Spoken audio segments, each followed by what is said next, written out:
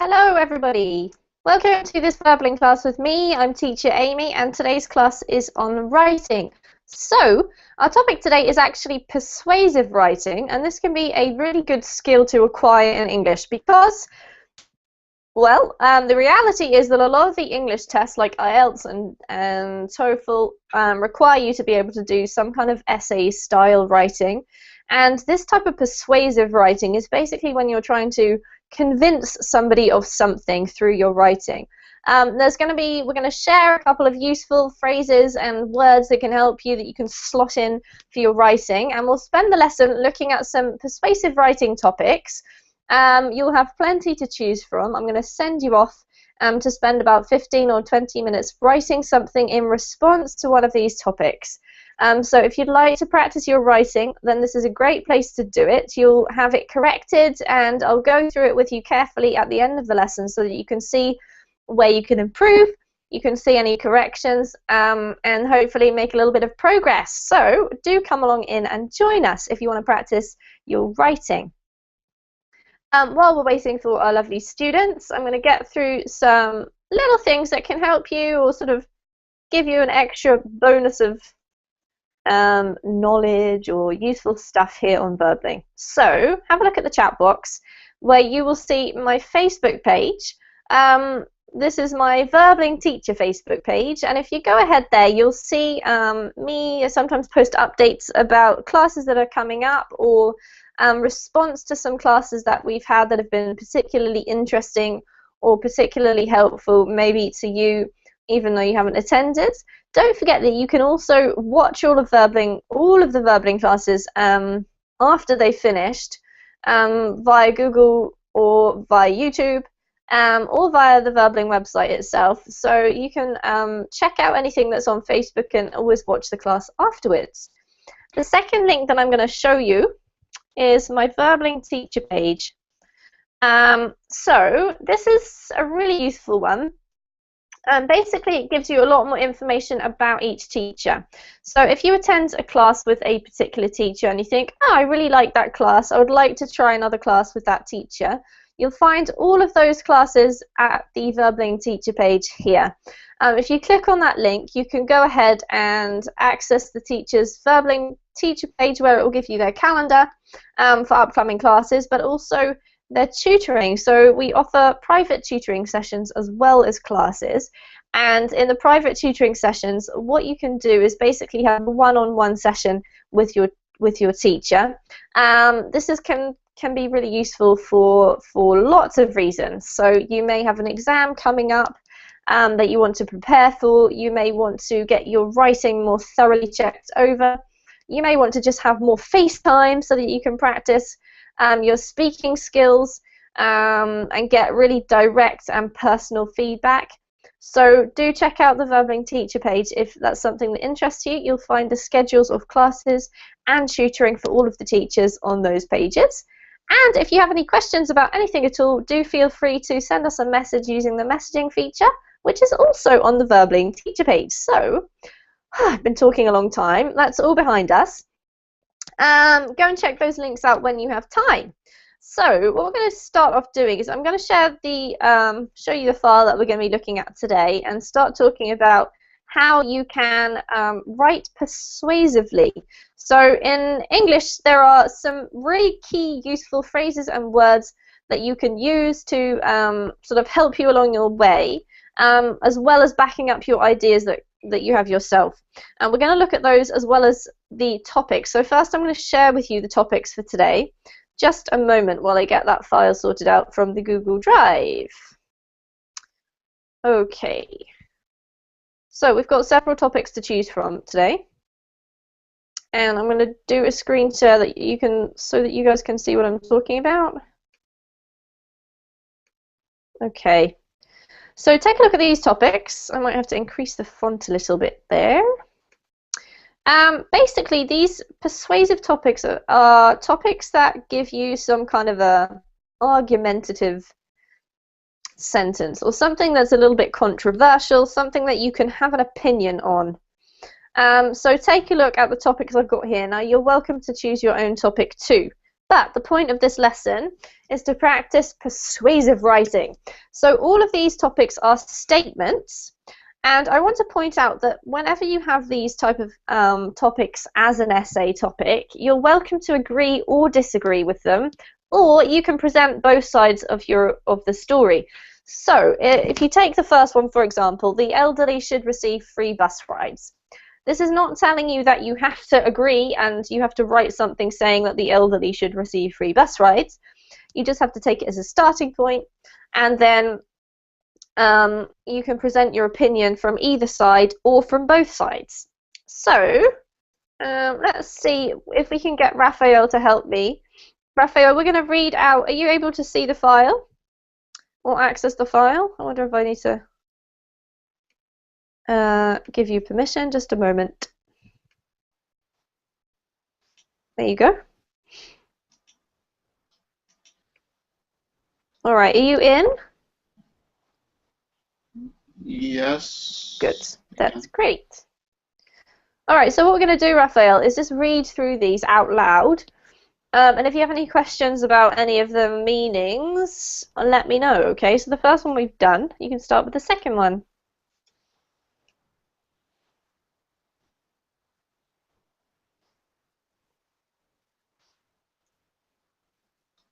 Can you read it out loud, please? 1. The elderly should receive free bus rides. 2. Universities should be free to attend. Number 3. Marijuana for medicinal purposes should be legal. 4. The voting age should be lowered to 13. 5. Teenagers should not be allowed to buy violent video games. 6. Smoking should not be allowed at parks or other public venues. 7. Cities should offer free public Wi-Fi. 8. Junk food should be taxed by the government. 9. People should be allowed to keep exotic pets like chimpanzees and tigers. 10. People should have to get a license to become parents. 11. The death penalty in the USA should be abolished. 12. Children who commit violent crimes should be tried as adults. 13. Teachers should have to wear a uniform or have a dress code. Great, thank you. This is chimpanzees. Z's, okay. Yep. All right, any questions about the meaning? No. All right. So you can see that these topics are all sort of stating quite a strong opinion about something. So, Raphael, your task is to argue one way or the other, or present both sides of the story.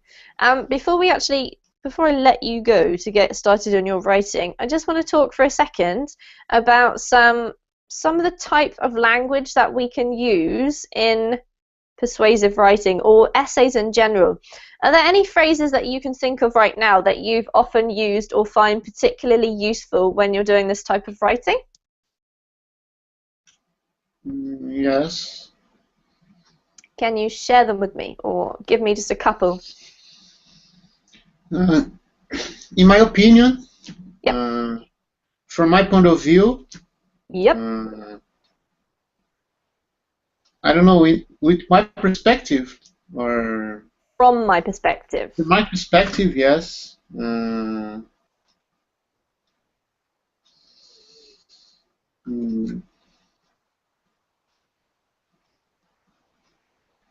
don't know, can I say in my understanding, or that my understanding, or... Yes, in my understanding.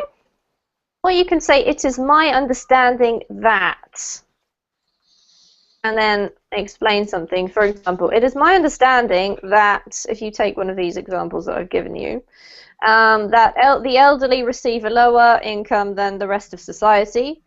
Therefore, I believe that receiving free bus rides is important, blah, blah, blah. It's actually a good one to use, Raphael, when you don't want to state something that you're not absolutely sure is a fact, but you believe to be true. Okay, thanks. There's some really good ones there. Mostly they are talking about opinion, right? Can you give me any phrases that you could use to introduce points or to link your ideas together?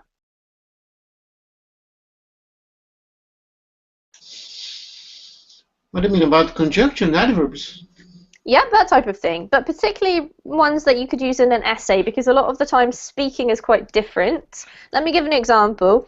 Furthermore, right, is something that you can use if you want to add another idea, but you don't usually use this while you're speaking unless you're presenting an argument about something or debating. Can you think of any other ones? Uh, in addition Yeah, to, that's good. moreover, Yep, hence, good. uh, otherwise, Yep, uh, that's great. That's plenty. All right, how about at the very end of your little piece? What we're going to go for is sort of a paragraph or something along those lines. You don't have to do a full essay because we haven't got time. But at some point near the end, you'll need to conclude in some way. So can you give me a couple of phrases that you might use at the end?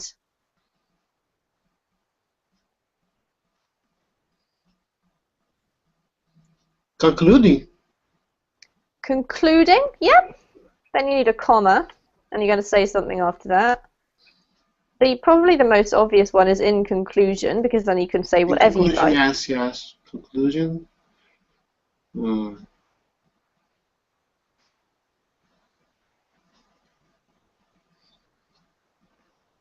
at last, finally. Finally is good. At last is sort of like um it's sort of like okay, that's an interesting distinction. Finally or at last. Okay, when you're speaking, you can say at last, like I've been waiting so long for something and at last I've done it or finally I've done it. But in writing you can't actually use at last because it doesn't make sense. It's really a verbal one. You could put lastly.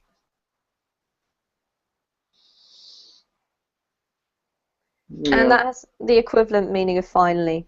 All right, thank you for sharing those. What I'm going to do is to share a few more with you via the chat box as you're writing, and to share with also the viewers. But Raphael, is there one of those topics that you feel you could do some writing about? Yes. Yes. All right, so you know the drill. I will write the instructions in the chat box in case anyone else would like to join us. But you've got plenty of time, so take it nice and slowly and see what you can come up with.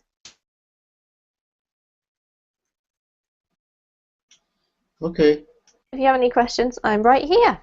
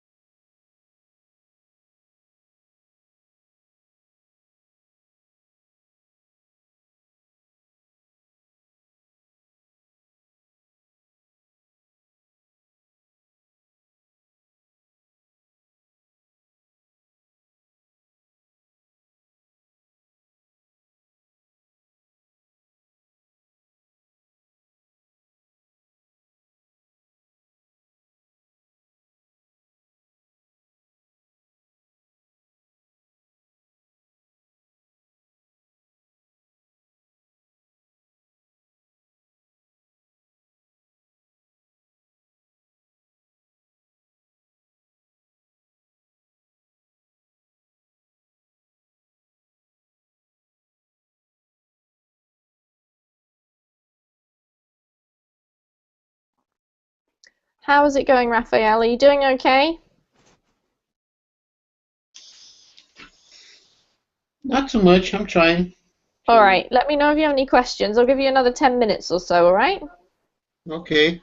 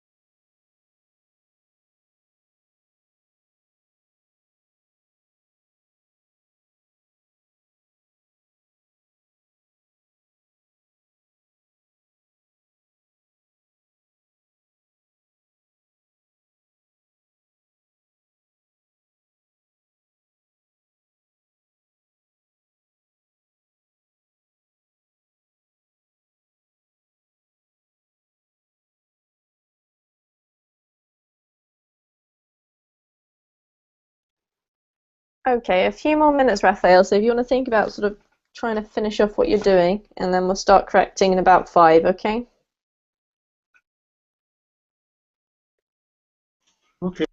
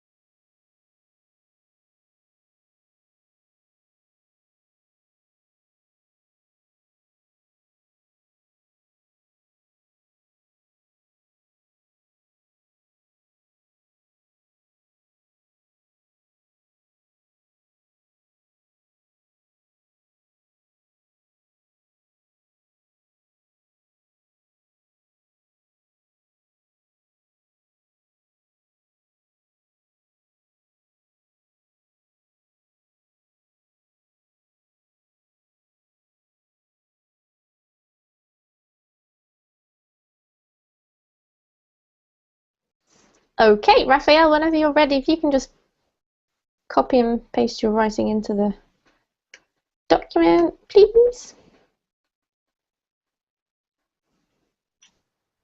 Just a minute, please. No problem.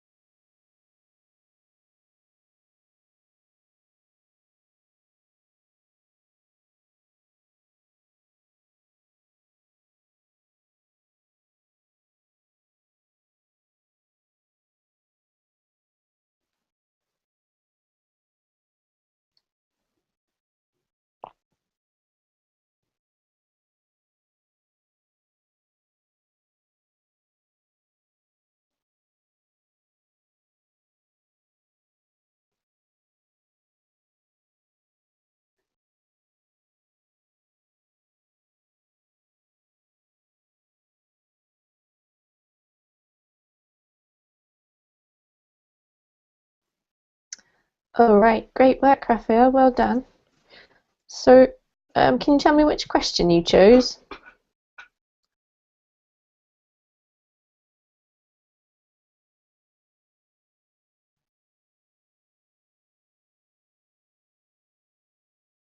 About people getting licensed to become parents. Number 10. Okay, great work. Let's have a look. Can you read it out, please?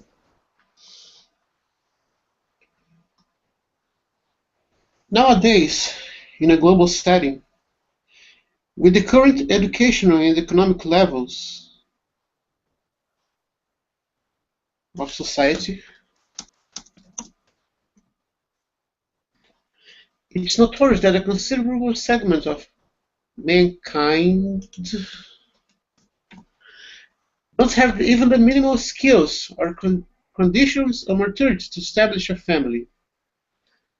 Lately, most economies are in recession, lack of job offerings,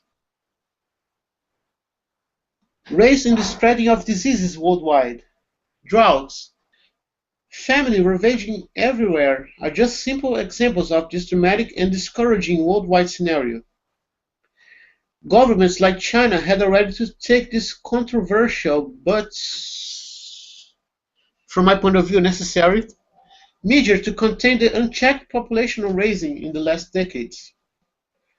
When this scenario becomes more evident, it's hard to establish infrastructural priorities to invest firstly, and to provide education and medical assistance to everyone. Within less than 12 years, world population has soared another 1 billion people, and the current trend is that scenario can be worse and worse. On the whole, countries must develop campaigns of birth control in a sense that they don't have to reach that point of establish a policy of licenses allowing people to become parents. Great. Firstly, well done, Raphael, because your tone is perfect. You've used some really good vocabulary and there's few errors, so let's go through it carefully. You've given a good argument. Nowadays, in a global setting, with the current educational and economic levels of society, really good because you've got two kind of different but also important aspects that you're introducing. It's notorious that a considerable segment of mankind doesn't, because you've got a segment. So have a look to see which thing is doing the verb, yeah? Can I let a comma right here, or can I? It's a period would be better. You mean here? Right here. Yeah, a comma is good because you haven't actually said anything in your sentence yet. You've just introduced it, so you need to have some meat, and that's what you've given second. So if you had a period, it would be too early.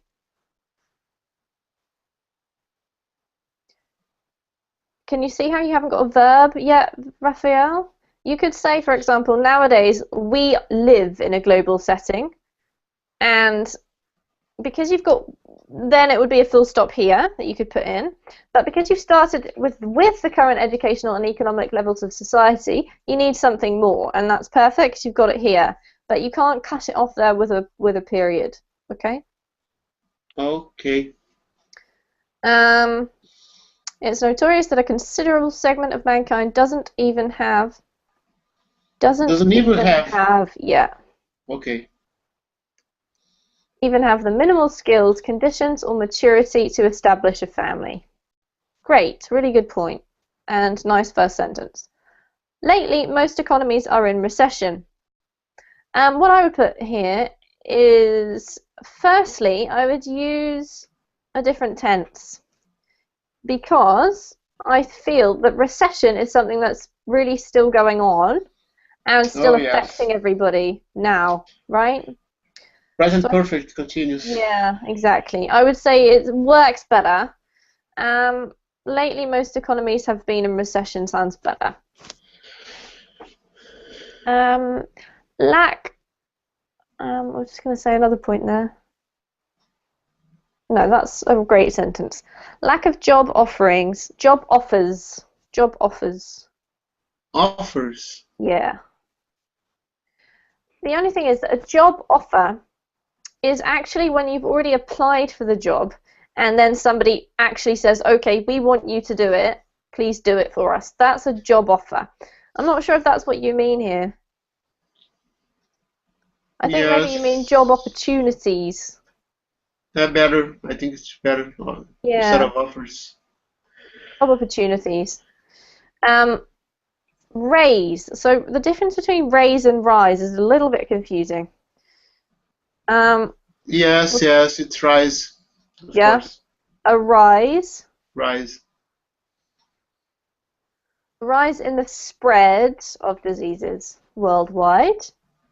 Droughts, famine. This word is pronounced ravaging. Ravaging. Ravaging. Okay. But it's a great word. Well done. Famine ravaging everywhere are just simple examples of this dramatic and discouraging worldwide scenario. Excellent. Governments like China had already to take these controversial. Sorry, forget. Go ahead. Go ahead. Correct it yourself. No. It's because the past, so had. I see what you mean. Okay, let's just check this out. What I would say here is governments like China have already had to take.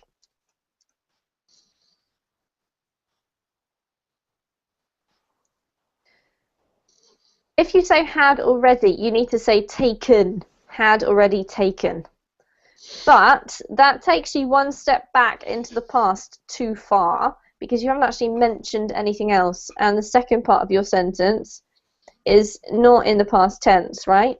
So it would be better if you get rid of that and say governments like China have already had to take these controversial. I hate past perfect. That's okay, Raphael. You're allowed to hate some grammar. It's totally normal. These controversial, but from my point of view, necessary. Great. Measures. Measures with an S. To contain the unchecked population. Population doesn't need to be transformed into an adjective. It can already act as if it's one, right? So population rise. Rise. Yeah. The unchecked population rise. Unchecked is a very good word to use here. In the last decades. Good. When this scenario becomes more evident, it's hard to establish infrastructural priorities to invest firstly and to provide education and medical assistance to everyone. Okay, what exact scenario are you referring to? The scenario of the rising of population. Okay. I would say here, just because in essays you've got to be really, really specific, and when you say scenario, it's a little bit vague because I'm not sure whether you're talking about this whole thing I have or to just define what scenario is. Pardon? No, so I have to define which scenario I'm talking about. Yeah. Otherwise, I'm not entirely sure. So if I were you, I would say either just the population rise again, or this population rise scenario, you could say, becomes more evident. When this population rise scenario becomes more evident, it's hard to establish infrastructural. I would put here as this population rise scenario becomes more evident, because it's something we're in the process of, right?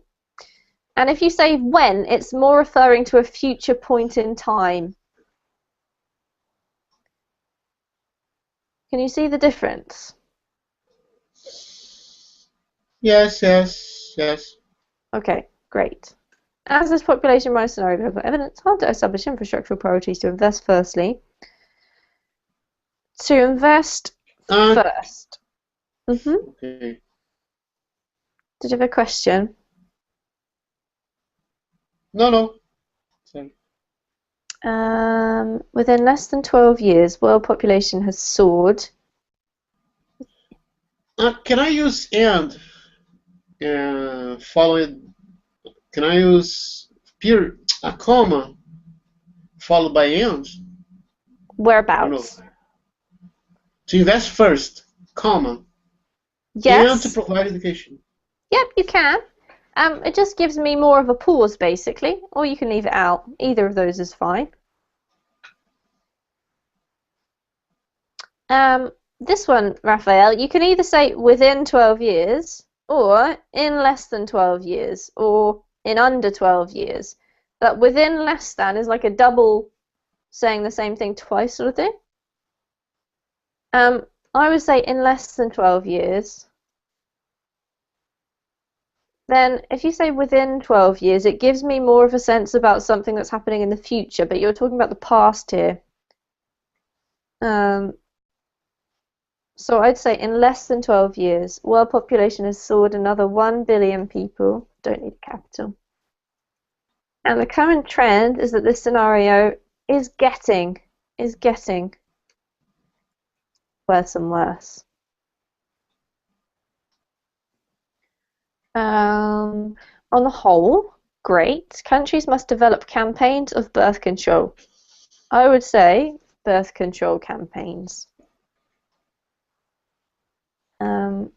In a sense that they don't have to reach that point of establishing a policy of licenses allowing people to become parents. This is an excellent sentence section, but we need to get there better. On the whole, countries must develop birth control campaigns. Literally, you could just put so, or you could put something like in attempt to avoid reaching that point of establishing a policy.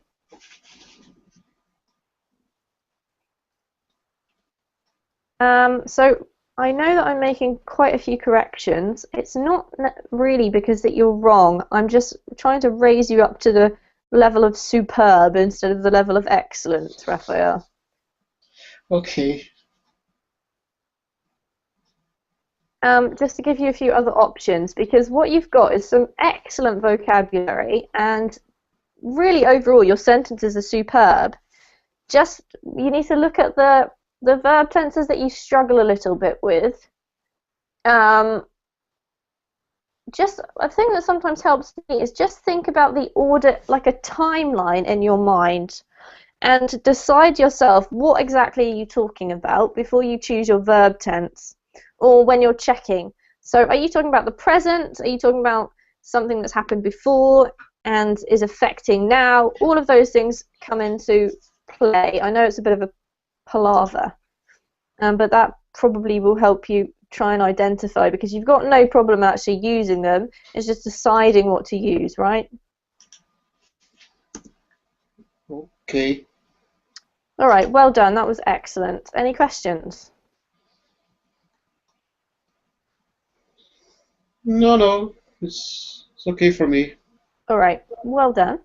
In that case, go ahead and go to bed or do whatever you're going to do for the rest of the evening. And goodbye to everyone who's watching. Have a great evening, all of you, and I will see you soon, I'm sure. So take care, all of you. Take care. Bye, Amy. Bye.